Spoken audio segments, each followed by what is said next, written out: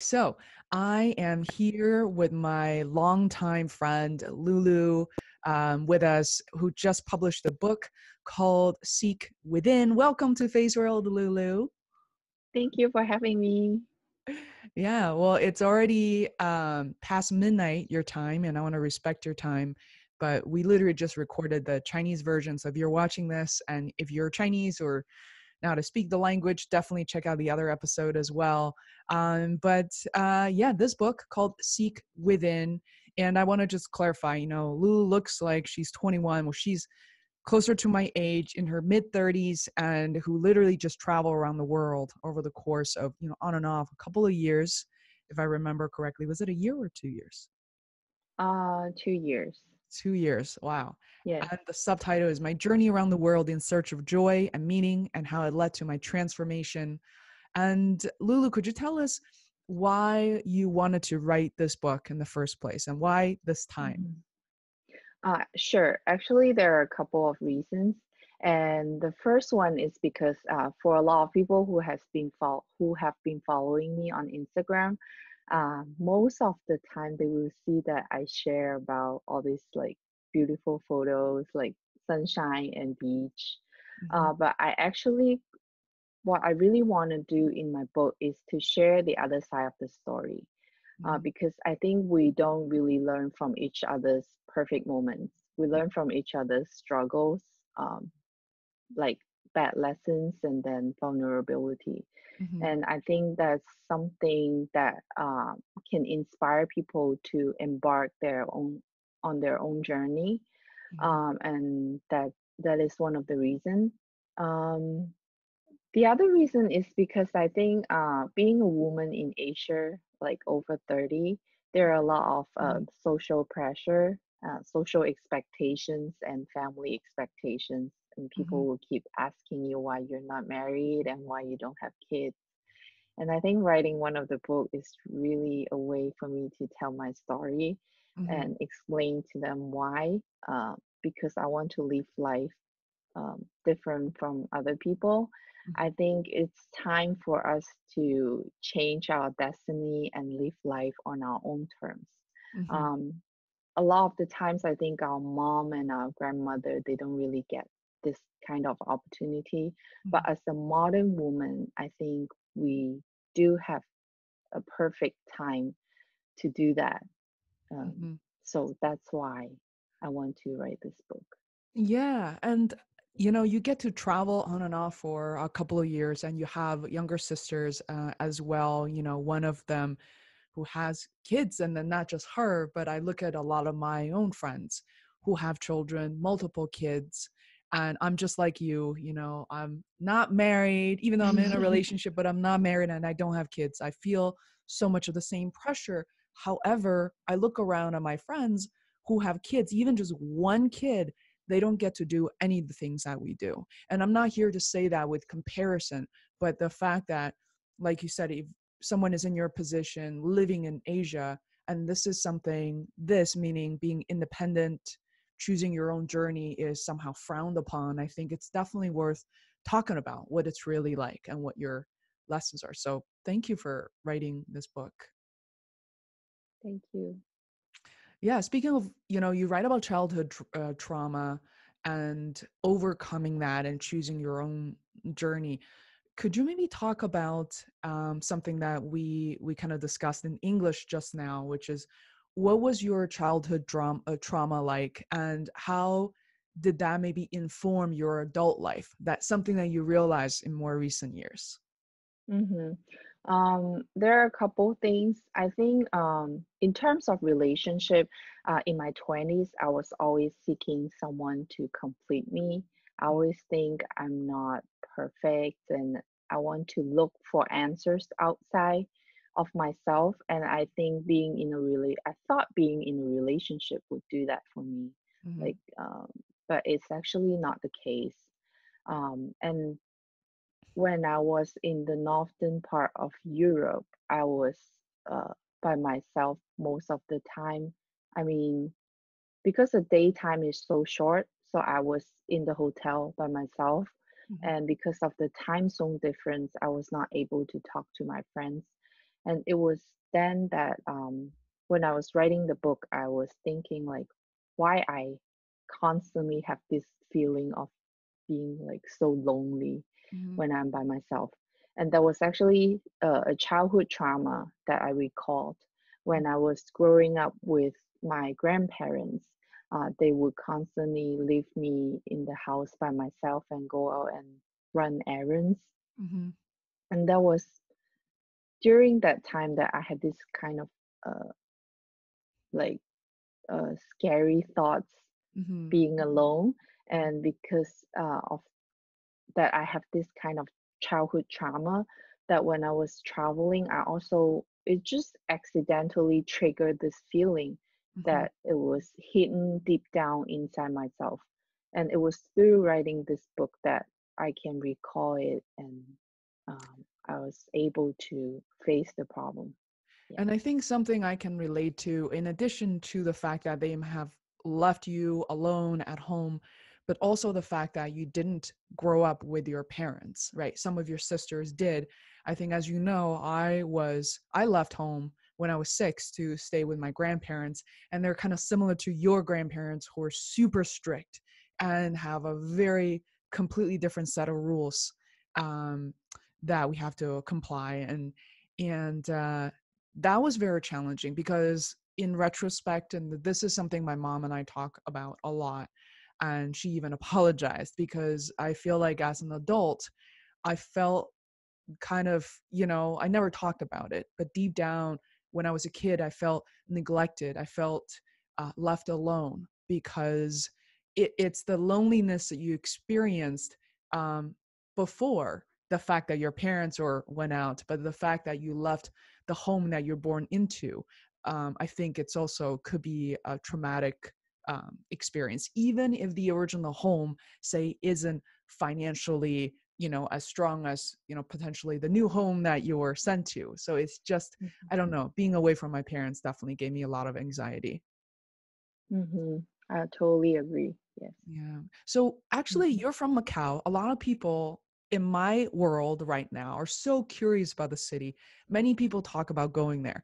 Could you actually talk about what is it like to be brought up in Macau? What is it like to grow up there? Mm-hmm. There are actually two stages. I think when I was really young, Macau is like known as a fishing village.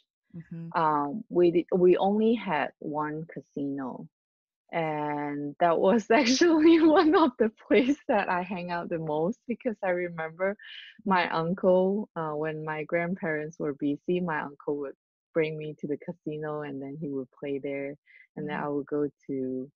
I would just walk around by myself. Mm-hmm. And so I really remember that casino well. Mm-hmm. And then when I grow up, after I study abroad and I came back, Mm-hmm. there are like a lot of other casinos like Wynn, MGM, like all those casinos you would see in Las Vegas.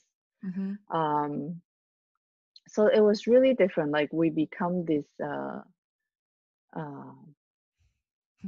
become this very busy city Mm-hmm. that Mm-hmm. everyone wants to come, and then they think, yeah, they think all we have all these casinos, but actually they are part of Macau that's very interesting that they keep a lot of the historical Mm-hmm. heritage building and sites that most tourists that don't get to see. Which because you live there, you get to see. You actually went to school there. I think Hmm. it may surprise some people to know there are schools in Macau. I mean, there are normal lives that people actually lead. Um, since we get to travel back and forth between Macau and Zhuhai and Shanghai and all these different cities within China, what are some of the perhaps the biggest differences? Like, I mean, today, I guess we have to kind of pick a time period, but today, what do you see as the biggest difference between Macau and Yeah. everywhere else in China? Okay. I think Macau is still like influenced heavily by the Western culture. Mm-hmm. Whereas like Zhuhai, Guangzhou, and Shanghai. Mm-hmm. Well, Shanghai is also like westernized. Mm-hmm. But Zhuhai and Guangzhou definitely more Chinese than Macau or Shanghai, and that's why I also really like Shanghai Mm-hmm. um the most within all the Chinese city Mm-hmm. I because it's love it. like yeah I hate to admit it. I re- Being from Beijing, like we're not supposed to like Shanghai, but I admit it to everybody. I really like living there. It's so convenient, so yeah modern. mm-hmm. Yeah, Yeah. that's right. Yeah. So, oh, absolutely. I'm so glad that we're able to talk about that because so many people asked me about Macau. And I was like, wait a minute, I can actually talk to someone. And that person can tell you in her own words. Yeah. Yeah. It's So, a small place, definitely. mm, Yeah. yeah, it's I think I need even special permissions to travel there. Every time we try to agree to make a visit, it's like, oh, I need special permit. I keep forgetting. Yeah. I would love to kind of you travel around the world. I want people to read the book, and it's available on Amazon on March 8th, which is the International Women's Day. Is that correct? Yes, that's correct. Why did you pick such a day? It's so random. It's not. Because I want to celebrate women, and in the book, I actually want to encourage like woman empowerment. Mhm. So that's why I think it's a special day for me to launch. It's like a gift for myself and for all the great women, amazing women out there. Why do you think women need to celebrate themselves, their lives? And you, in your book, you talk a lot about being in the moment. If you have an idea, go ahead and do it. Don't necessarily expect a future date. Don't make plans just because you're 30, but do it because of this moment. Like, why do you feel that way? hmm Because I think nowadays a lot of women take on different roles. Like Mhm, in the company, maybe they're the boss, they're the employee, they're the manager. mhm, At home, they're the mom, they're the daughter, they're the mhm, sister. But very few times we actually have time for ourselves, mhm, being just me. mhm, Um, and I think that definitely is a day to celebrate, being just being you, being me, being our own woman. mhm, Um, I think that's why I think like that's a good opportunity for us to celebrate, to remind us that we are not just playing different roles, but mhm. we are like us. Yeah.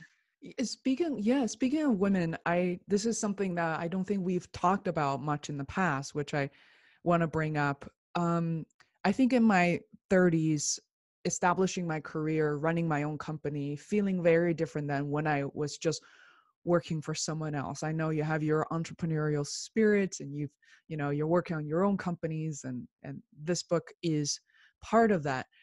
Before we talk about the idea of your next company, I want to kind of chat with you about the women's role in the society where beauty is everything, right? You're supposed to always look good. You on Instagram, you see women are carrying two children and making the perfect blueberry pies, or so much of our lives, even growing up, I remember growing up with you, whereas being beautiful, being pretty is so important. And then later on as an adult, the more men you can attract, you can only marry one, right? Date one at a time. Mhm. But the more, so much of our own value are based upon um, the attraction from men or the value that they give you. So what are your thoughts now? I can talk about this for like 5 hours, but what are your thoughts Mhm. in this moment? Right. I think in my 20s, I really care about what other people think, especially my close friends and my Mhm, family. And yes, they do emphasize a lot on your appearance. mhm, But I think in my 30, I feel more comfortable just being myself. I think it's also because of the confidence that I gain, that I accumulate over the year. Like I'm more financially stable, that I have my own career, my own job, and mhm, I can afford things. And so that gives me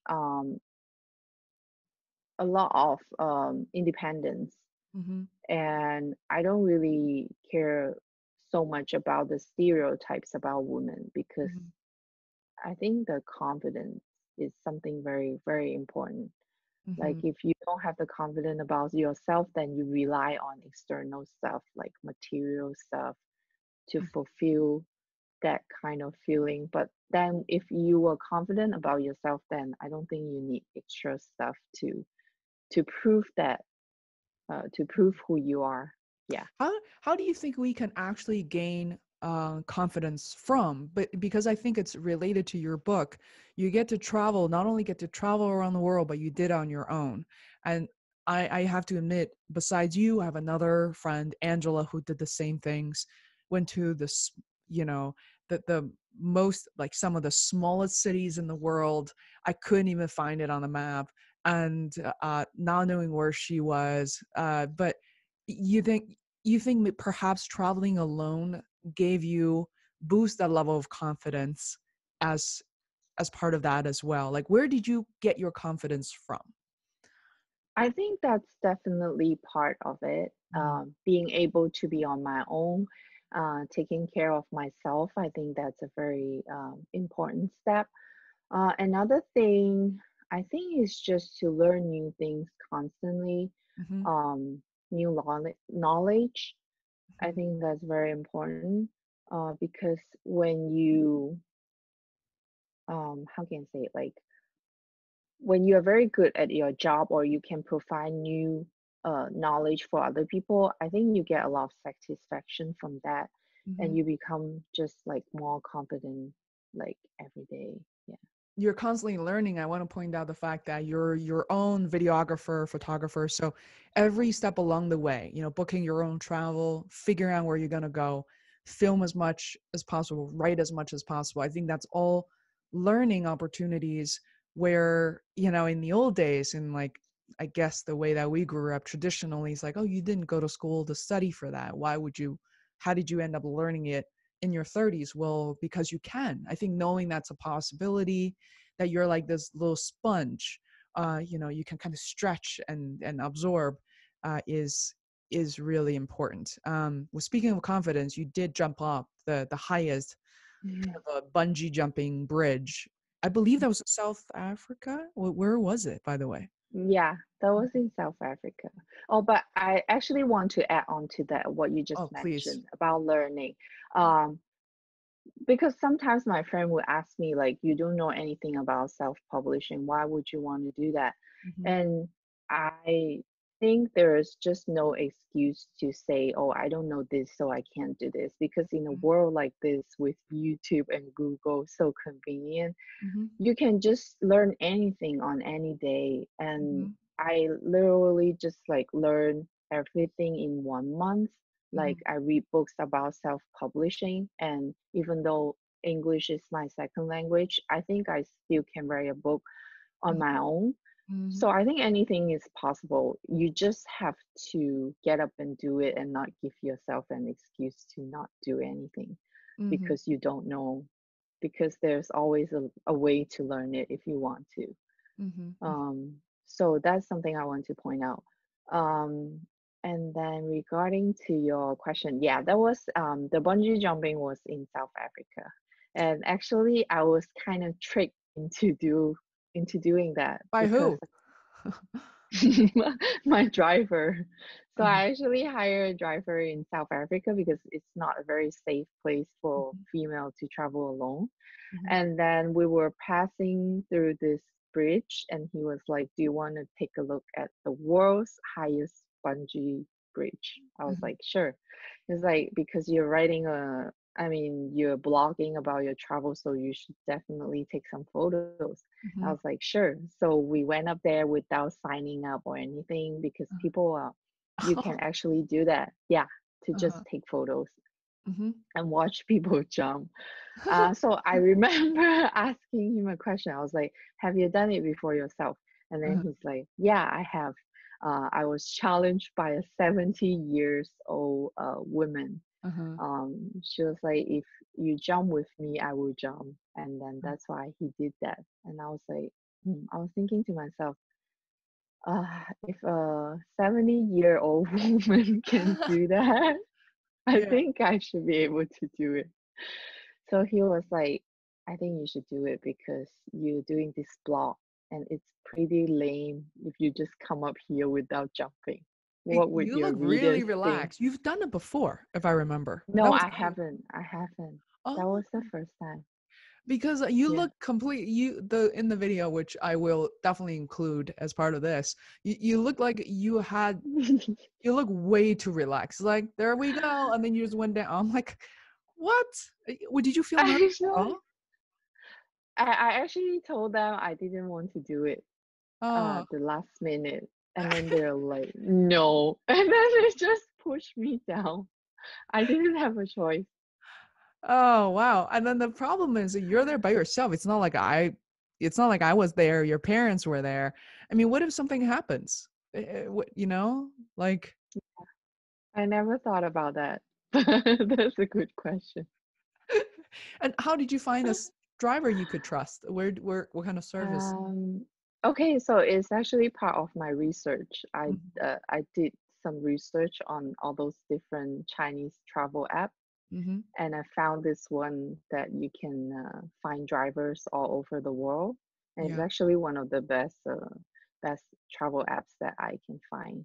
What do you remember the name by chance? Yeah, it's called 黄包车. In English, that means yellow cab or something. Okay, Huang Baoche. All right. Well, we can 黄包车. So yeah, what if even in Boston, they have drivers there. yeah, well, Everywhere. Yeah. I know that I don't know if this is part of your book, but you've gone through so many different resources and even the cameras you use, but forget about hardware for a second. Just the software, the apps, and do you have a list of them? Are you going to publish them somewhere, perhaps? I do have a list of them, but I haven't published them Mhm. anywhere yet. But if someone is interested, I can definitely share that. Yeah, Yeah, it's a awesome. long list. I will make sure that people can get in touch with you, but I think if you have I know you have a website, I think it would be really wonderful to kind of publish a list that you have experience. And Mm-hmm. especially as a woman, the choices are, I think, much more limited compared to men who travel alone or with a buddy. So Right. this is this is great. Coming back Mm-hmm. to a normal life. I'm so glad you wrote that in lesson 16 because, as we all know, we can go on vacation for 3 days, 3 months, and coming back home, it's not always easy. I certainly felt challenged even when I was in China with my mom for like 6 weeks and coming back to a life where here in Boston, I have to work constantly. I don't have the food that I had in China. I was kind of depressed for like a week or two. So, how did you readjust your life when you're back in, I don't know, Macau, Shanghai? Mm-hmm. Yeah, I was back in Macau. Actually, it was well, at first I feel it was great to be home. Of course, I could have used a break because traveling for so long by myself is actually very, very tiring. Mm-hmm. Mentally, physically, Mm-hmm. very exhausting. So I was actually glad to be back. And then, but the difficult part is that I'm trying to fit in again because before the travel, I was thinking that I will get to know, uh, I will find all the answers to life, Mm-hmm. including my startup and my relationship, Mm-hmm. um, everything. But it was not like that. There was no this like aha moment that was I was looking for. It was just me being back, living a normal life, trying to fit in Mm-hmm. like everybody else. So that was the most challenging part to Mm-hmm. show everybody that I'm just like them. I'm just Mm-hmm. like one of them to try to fit into that system again. It was Mm-hmm. something very difficult. Yeah, because I pull myself away for so long and Yeah. then now all of a sudden it's like you need to run on that system and it's very difficult. Yeah. Yeah, interesting how you describe this to kind of reintegrate into a system. What are some of the things that you remember that you had to do to kind of integrate back? Like, is it gatherings with friends? Is it about, going to, a fitness center or joining a yoga club? Like, what did you have to do to reintegrate? I think the first thing after without the startup project running successfully, the first thing I tried to do was to find a full-time job. Mhm, And that wasn't something that I really like. mhm, But then because I was trying to fit in, so I thought I would give it a try. And mhm, also, I was in a relationship that I wasn't happy about, and mhm, it didn't turn out so well. I also mentioned that in the book. mhm. And yeah, those are the things that I did. Yeah, But yeah, and then you learn yeah, a lot through those lessons for sure. yeah. Yeah, definitely. I won't give away all the details and have people kind of read about this on their own Mhm. terms. I would say maybe the last thing I might want to discuss is you mentioned something really interesting at the beginning, which is people think about writing a book being is very very challenging, and it is. You have to carve out the time, especially people with children. That means you have to give up a lot of things in order to write the book. However, as I know, as you know, I know it because I haven't published my first book yet, but I work with a lot of authors, that the marketing of the book, self-publishing process, marketing the book, and have people actually read it is much harder. So could you maybe give us like a shorter version of what you have learned through the self-publishing process, and if you were to do it again, what are some of the things you may have done differently, what would have done differently? Mm, okay, so one of the things that people advise you to do is like for me, I just want to write about what I want to write about. Hmm. But for a lot of the authors, they actually do research before they even start a book. Like they Yeah. do keyword research on Amazon, they Hmm. do popularity research, they Hmm. find out what kind of book that people want to read. Hmm. Um, well, of course, that's very important, but for me, I feel like it kind of take out the meaning of what you want to tell the world. It's Hmm. more like a business for Yeah, them. yeah. It's like a money making tour, but for me, it's more like what I truly want to share. It may not be what everyone want to hear about, but Hmm. that's what I think are the most important lessons that I want to share. So Hmm. when you ask like if I want to, I would have done things differently, I probably won't. Like I think Yeah. I'm happy with where I am.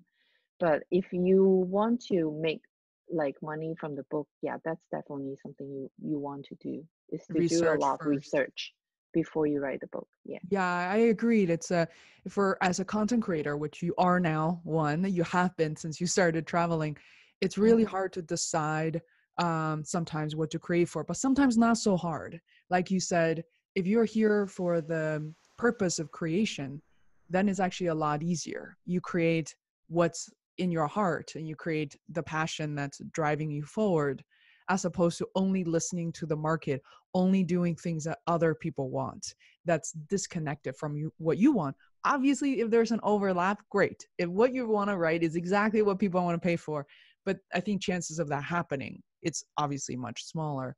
um, but now your book, if I correct me if I'm wrong, it's, as soon as it was for pre-order, it was number one under Brazil, in Brazil for the travel category. And also photojournalism. Oh, for which country you said? The Photojournalism oh, in Brazil, in the photojournal. in the different category. So there are two categories I was on top. Oh, One is Brazil travel, one is photojournalism. oh wow. So photojournalism is it like worldwide? Is it North America or No, in? actually, it's not a country. It's just It's so just Amazon, general. they have a lot of categories like Oh wow. self-healing book, they have biography, they have memoir. Mhm. So I was the top one in both the categories. Oh wow. How did you do that? Well, yeah, also because of the research, if you want to rank high, Mhm. you need to do a lot of the keyword research. Mhm. You need to put that on your title, very important. You need to have a very professional cover designed. Mm-hmm. Even though even your description has to have a Mm-hmm. lot of the keywords so people can find your book. Writing a great book is not enough. You have to Mm-hmm. let people find you. Yeah. Yeah, and let people find you. I like that. And to clarify, you know, this doesn't really reverse what you said, which is you worked on the book that you always wanted to write. You wrote what you know, what's in your heart.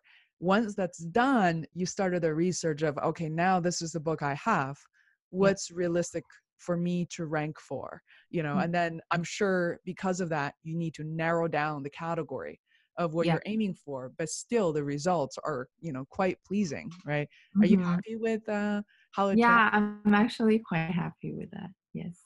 Awesome, awesome. Being a And first time author. If first time second author. time, maybe I can do better. Yeah, I mean, I noticed there are a lot of, I'm really glad there are a lot of images in your book. I will ask the last question related to self-publishing is how you're able to, what kind of devices, if you remember, that you end up using to be able to film yourself, both taking pictures and videos. For videos, I use a Sony camera because it's light for women to carry Right. around. What type of Yeah, Sony camera do you remember? What uh, model? it's called.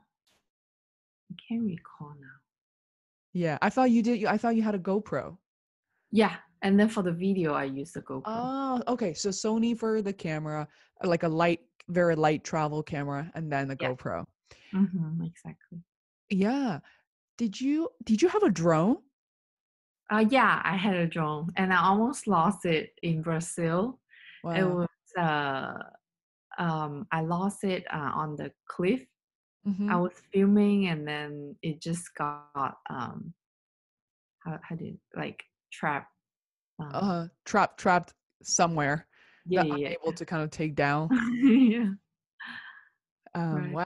And as I'm scrolling through the book, and I realize that you look great in all of these photos, and you seem to have a lot of outfits, but I know you only traveled with perhaps one luggage with the film equipments and outfits. Like, how did you fit everything in? Like, did you have many outfits, or you kind of, bought something while you're on the road? How did you Mhm. manage that?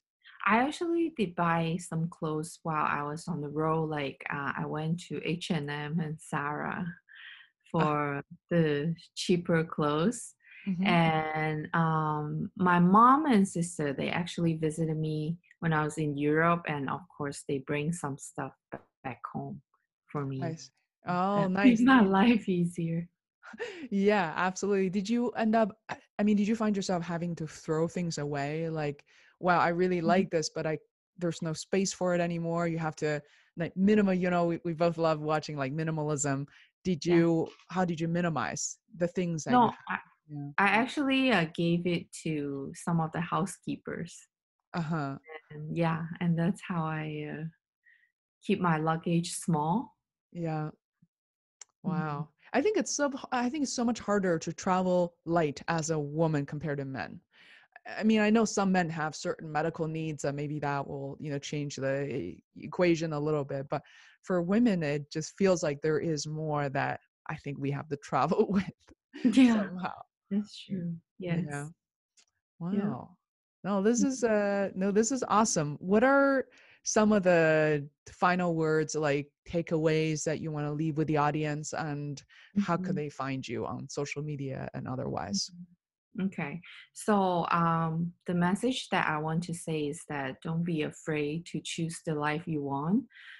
Even for Asian like myself, with a lot of pressure, with a lot of social pressure and expectations, I still live the kind of life I want.